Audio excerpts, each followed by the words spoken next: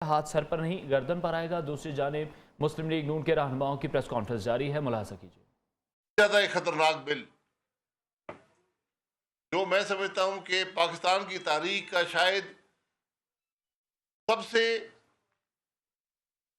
خطرناک بل ہے، اس حوالے سے کہ ہم اپنی معیشت کی چابی IMF اور دیگر اداروں کے حوالے کر رہے ہیں۔ اس پر ایوان کے اندر کوئی بحث نہیں ہو سکی، کوئی بات نہیں ہو سکی، اور رات کے 11 بجے اس بل کو بغیر کسی بحث کیے، بغیر کسی ووٹ ہوئے اس کو پاس کرایا گیا۔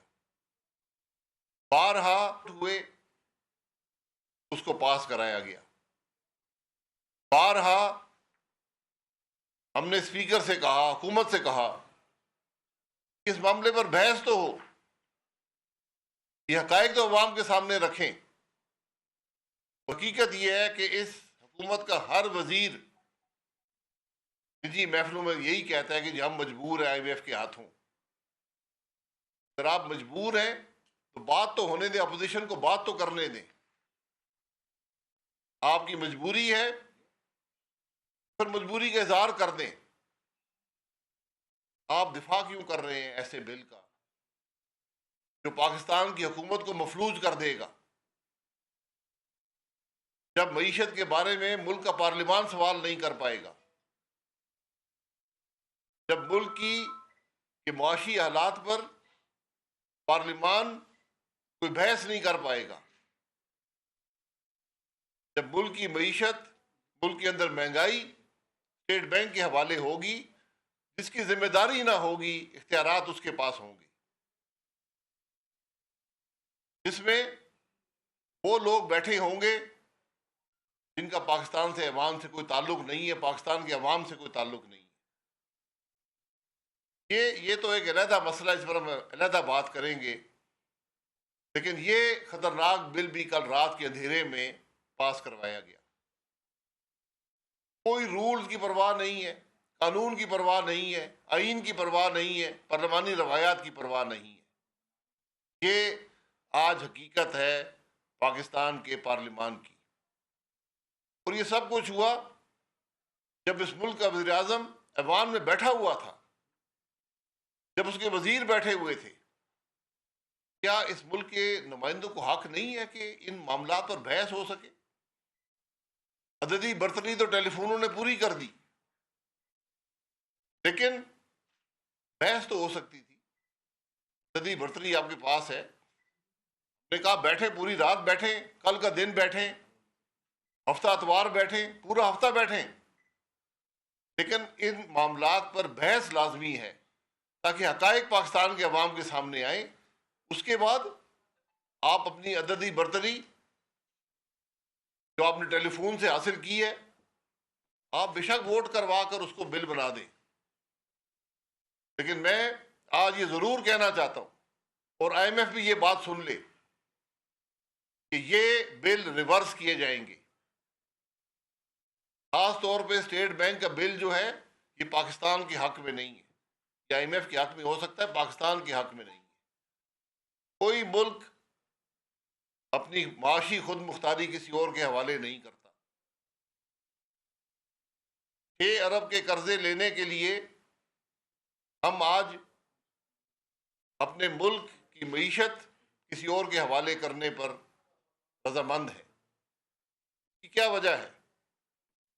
وہ حکومت جو 200 ارب لانے کے دعوے کرتی تھی، اس میں 100 ارب ہم نے IMF کے منہ پر مارنا تھا، آج 3 سال ہو گئے ہیں، IMF 6 ارب ڈالر ہمارے منہ پر مارتا اور وہ بھی دیتا نہیں ہے۔ اس کا جواب ہے کسی کے پاس؟ وزیر خزانہ صاحب وہ ہیں جو پچھلی ہر حکومت میں شامل رہے ہیں، 1997 سے ہر حکومت کا حصہ رہے ہیں، اور آج کہتے ہیں جی میں تو کچھ نہیں کر رہا، میں تو بڑا کوشش کر رہا ہوں۔ وہ پچھلی حکومتیں کر گئی ہیں، اس وقت تو ہم نے آپ سے کوئی ایسی بات نہیں سنی تھی، نہ مسلم لیگ کے 97 کے دور میں سنی، نہ مشرف دور میں سنی، نہ پیپلز پارٹی کے دور میں سنی، مسلم لیگ کے دوسرے دور میں سنی، آج آپ کو سب باتیں یاد آئی ہیں. کہتے ہیں جی ہم سسٹینیبل انکلوسیو گروتھ پاکستان کو دیں گے. آج پاکستان کی مہنگائی دنیا میں چوتھے نمبر پر ہے. جو بل کل پاس ہوا ہے میرا خیال ہے کہ شاید پہلے نمبر پر آ جائے، جس کو مجھے پورا یقین ہے اعظم صاحب اور ان کے جو ہم نوا ہیں وہ اس کو بھی اس طرح پیش کریں گے کہ ایک بڑی کامیابی، پاکستان آج پہلے نمبر پر ہے دنیا میں مہنگائی میں. آج عوام کی پرواہ نہیں ہے، عوام کی تکلیف کی پرواہ نہیں ہے. مہنگائی بڑھتی جا رہی ہے، اس بل سے اور بڑھے گی، لیکن اس پر بحث بھی پاکستان کے عوام میں نہیں ہو سکتی. یہ آج افسوس کی بات ہے کہ پاکستان کی عوام کی مشکلات کی کسی کو پرواہ نہیں ہے. آئی ایم ایف کی پرواہ سب کو ہے کہ آئی ایم ایف خوش رہے، پاکستان کے عوام بے شک اس مہنگائی کی دلدل میں اور دھنستے جائیں. ہم نے کل پوچھا ان سے کہ آپ نے ابھی تک مہنگائی کی بات نہیں کی، کیا اس بل سے مہنگائی ہوگی؟ اس کا جواب ان کے پاس نہیں تھا. جب آپ 700 ارب روپیہ سالانہ عوام کی جیب سے نکالیں گے تو مہنگائی نہیں ہوگی. یہ پیسے کہاں سے آئیں گے؟ آئی ایم ایف آپ کو دے گا. یہ آج حالات ہیں پاکستان کے. میں خرم دستگیر صاحب سے گزارش کروں گا کہ وہ مزید اس معاملے پر روشنی ڈالیں. بہت شکریہ جی. بسم اللہ الرحمن الرحیم. کل کا جو فائنانس بل قومی اسمبلی کیا گیا، یہ پاکستان کے عوام کا، مزدوروں کا، محنت کشوں کا، کاشتکاروں کا قتل نامہ تھا جس پر عمران خان کی مہر لگی ہوئی. پہلے عمران خان نے محنت کشوں کو، مزدوروں کو مہنگائی کا کینسر لگایا، اور کل یہ فیصلہ کیا کہ کینسر کا علاج یہ ہے کہ گلائی کاٹ دو. ہم ڈھونڈتے رہے کہ ایک فائنانس بل میں جو پاکستانیوں کو سب سے زیادہ تکلیف ہے، جو کہ نمبرز میں ظاہر ہوئی ہے، جو حساس قیمتوں کا انڈیکس ہے، سینسٹیو پرائس انڈیکس، وہ پچھلے ہفتے جمعرات تک 22% تھا. ایک سال کے مقابلے میں 22% مہنگائی بڑھ چکی ہے غریب ترین لوگوں کے لیے. اور مستقل یہ نمبر آ رہے ہیں 22، 21، 19، 23، 24، 18، 20% مہنگائی پاکستان کے غریبوں کے لیے. اس بیماری کا علاج کل کے فائنانس بل میں نہیں. دوسری بیماری ہے کہ پچھلے 30 ماہ سے پاکستان میں اشیاء خورد و نوش کی قیمتیں 10% سے اوپر جا رہی ہیں. آپ کے ناظرین کو مجھ سے زیادہ معلوم ہے کہ گھی 420 روپے کلو ہے، چینی 120 روپے کلو ہے، آٹا 90 روپے کلو ہے، پیٹرول 150 روپے کلو ہے. یا تو اس بیماری کا علاج ہمیں نظر آتا فائنانس بل میں تو ہم کہتے بہت اچھی بات ہے، لیکن کل کا جو فائنانس بل ہے اس کا جو تمام فوکس اور اس کا اثر پاکستان کے مزدوروں، کاشتکاروں پر یہ ہوگا کہ یہ مہنگائی مزید بڑھے گی. اور نتیجہ یہ ہے کہ پہلے عمران خان نے غریبوں کا گلا کاٹا ہے، اب اس کٹے ہوئے گلے میں سے سرنج سے خون نکال رہے ہیں کہ کچھ نہ بچے.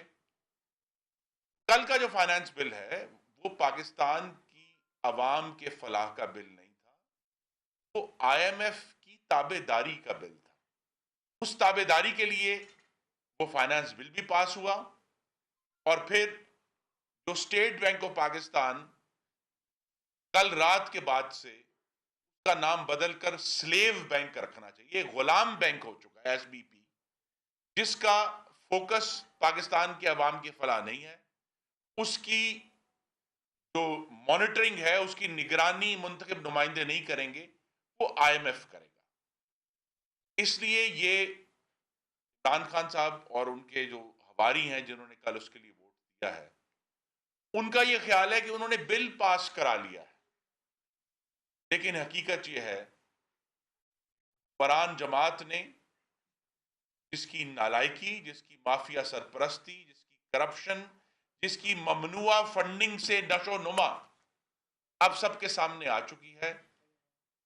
ان کو یہ شاید لگ رہا ہے کہ کل انہوں نے بل پاس کیے ہیں، حقیقت میں کل انہوں نے اپنے ہی خودکشی کے کاغذ پر دستخط کیے. اور جس طریقے سے جو بل پاس کروائے ہیں، جس فاشسٹ طریقے سے، فسطائیت کے ذریعے وہ بل پاس کرائے ہیں، ہم سب کے، یہ نہیں ہے کہ یہاں جو بیٹھے آپ کے منتخب نمائندے ہیں ان کا کوئی استحقاق مجروح ہوا ہے، ان کروڑوں پاکستانیوں کا استحقاق مجروح ہوا ہے جن کے ہم نمائندے ہیں.